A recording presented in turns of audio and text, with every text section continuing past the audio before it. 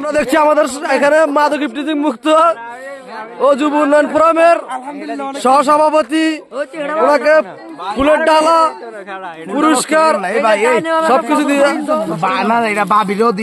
সংবর্ধনা জানানো হয়েছে। আপনার কি মতামত জানান?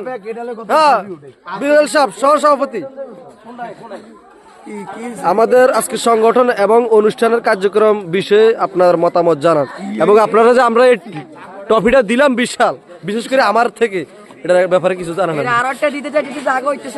ও ইয়া, আমি টপির বিষয়ে কোনো কথা বলতে চাই না।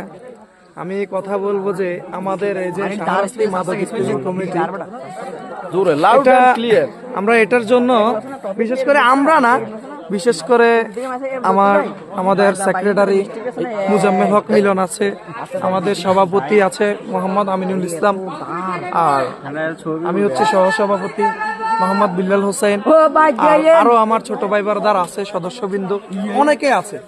এটার জন্য অনেকটা কষ্ট করেছে, আমরা অনেকটা কষ্টের বিনিময় আলহামদুলিল্লাহ আজকে আমরা প্রশাসনিকভাবে আমরা আজকে সফল হতে পেরে আমরা আলহামদুলিল্লাহ আল্লাহর কাছে শুকরিয়া আদায় করতেছি। আমিন।